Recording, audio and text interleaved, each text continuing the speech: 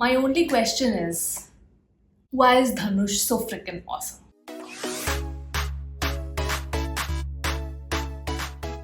Hi everyone, welcome to I Just React and Review. My name is Ashmita and I hope you all are doing well. And yesterday I watched the Dhanush starrer Tamil film Karnan on Amazon Prime. And let me tell you, I am still thinking about the climax. I just cannot get it out of my head. Directed by Mari Selvaraj, this is a movie that is surely going to give you goosebumps, not just because of the performances, but also because of its sheer technical brilliance. So yes, without further ado, let's deep dive into the detailed analysis. Ever since I've regularly started watching films from South Indian industry, be it Malayalam, Tamil, etc., one thing that has really intrigued me is that the makers take a very rooted plot and a very simple plot and build a narrative around it. Not 100% of the films, but yes, largely from what I have seen, that is the case. Here also, the story is of a very small village which is considered sort of like a wasteland by the others. The villagers are always running around and petitioning for a bus stop. The young generation wants to study and strive to get respectable jobs, but they are constantly reminded of their place in the social hierarchy. They live peacefully but at the mercy of the larger neighboring village. The elders of the village know that they have to cooperate with the neighboring village to use their bus stop and ferry a ride. So they try to maintain the peace as much as possible, but at the cost of their dignity. And amidst all of this, we have Karnan played by Dhanush. He is hot-headed, he's tired of this constant oppression, he's always raising his voice. And he wants to uplift the status of his village once and for all so that the villagers never have to live under the mercy of others. It is this roaring anger that gets him into trouble from time to time, but deep down, even the villagers know that sometimes a little bit of rage and fire is required to stand tall and make your voice heard. How Karnan, along with the help of the village, leads them to restore their own dignity is the crux of the story. And yes, it sounds very simplistic on paper, but the cinematic execution of this film is done on epic proportions. I feel a little bit of a jealous pang for those who were lucky enough to experience this film in the theaters, because it truly is a cinematic experience that will transport you to this world and leave you with an emotion that I can only best describe as a mix of elation and dread.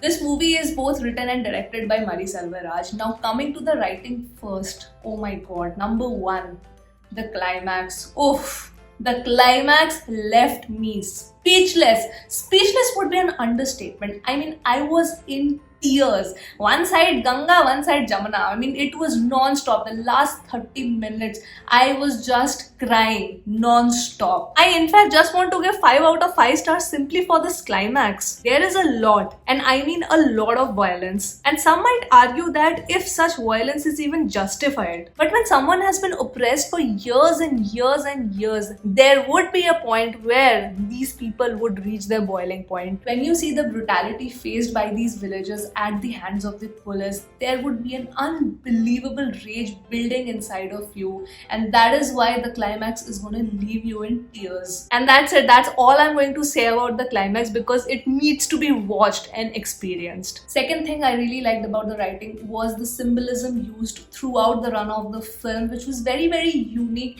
and not a lot of Indian filmmakers do this. But here the animals that reside in the village have been used so beautifully to drive a point. It just blew my mind. Especially the first scene where we see an eagle prey on a helpless little chick. That one particular scene completely establishes the context and the theme of the story of the prey versus the predator, or in the village's case, the oppressed versus the oppressee. The second one that I absolutely loved was how the donkey was used in this film from time to time to drive a point. Just fantastic. Another symbolism used is of a deity, or you can say sort of like a guardian angel who is looking over the village. She also appears in the film from time to time and at very critical scenes. This gives the film a very beautiful and subtle mythical feel. Though I couldn't understand each and every symbolism, but yes, there are a lot and it is left open to be interpreted by the audience. Third aspect about the writing that I loved was the universal appeal of the film. Even though the story is rooted very locally, there is still an universal appeal to it, because the writing never ever mentions which caste, community or religion all these characters specifically belong to. It is only depicted as powerful versus the oppressed. oppressed. So this particular scenario can be extrapolated to any larger context as well. The only thing about the writing where I was left a little dissatisfied was Rajisha's character and Nataraj Subramaniam's character. Rajisha was a good female lead and she performed also very well. But in the whole plot, if she was taken out of the picture, it really wouldn't affect the overall storyline. But yeah, this being a commercial film, I do understand the inclusion of her character and I thoroughly enjoyed her chemistry with Dhanush. Also, the main police officer played by Nataraj Subramanian, even though a really good negative character, but still felt extremely one-dimensional to me. I mean, he was just plain evil. But what made him like that, we don't know since there isn't any context given for it. He is evil and that's all we know. Would have been really great if we got a little bit backstory on him. Then coming to the direction, that is absolutely a chef's kiss because the entire way this film has been directed,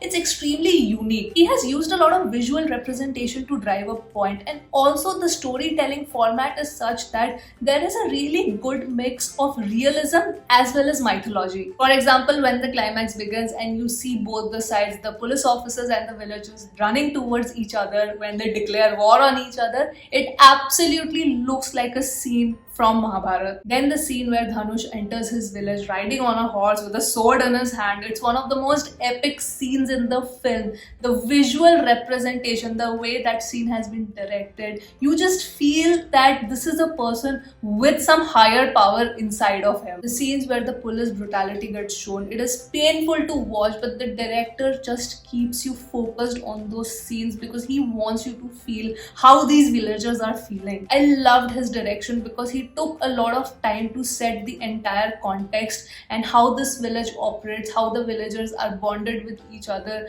because the impact that this thing has on the climax is epic.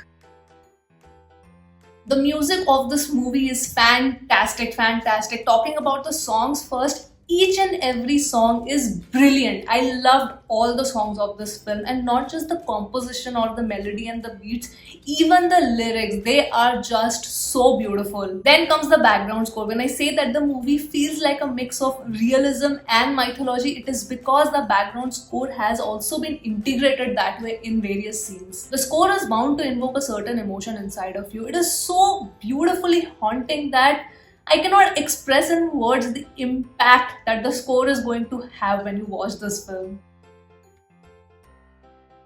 In one word, Penny Ashworth's cinematography can be described as mesmerizing. Every shot in this film is so visually stunning that you won't be able to take your eyes away from the screen. Throughout the run of the films, you will see there are so many different camera angles and all of them are stunning. All of them, be it the top aerial shots, be it the close-up shots, everything is just a perfect 10 on 10. Some of my favorite cinematographic moments were number one, where Dhanush and the set of villagers were vandalizing that empty bus on the middle of the road.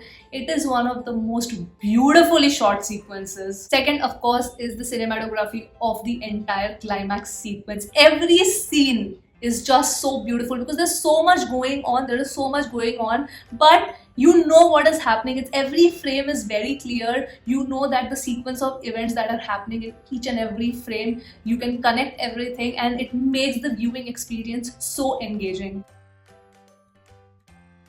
The movie is edited by Selva RK and it is a 2.5 hour long film. Now, someone might think that the first half is dragging a bit because the second half of the film really picks up pace. But for me, I have really come to appreciate a writer's or a director's vision of setting up the context of the story in a detailed manner. So all of these random scenes where we see how the villagers are living out their life, how they're getting oppressed, what is their thinking process, how they interact with each other, all of these things shown in the first half, I feel are important to set the context, because otherwise the impact of the climax won't be as much. So the 2.5 hours runtime really did not bother me as such, because I was also very well aware that yes, the movie is actually taking its time in the first half, but consciously it did not bother me. But I can totally understand if somebody says, okay, why so many random things are happening and where is this going? The cast of this film, the performances are just top notch. Talking about the supporting cast, I loved everyone's acting, especially Lal, Yogi Babu and Nataraj Subramanian. As the evil police officer Kanniparan, I could feel his rage and his disgust, when the villagers were touching him. He was not given a chair to sit. Everything was expressed by him so well. Though I feel in terms of writing his character, it felt to me it was one-dimensional because I did not know why he was so evil.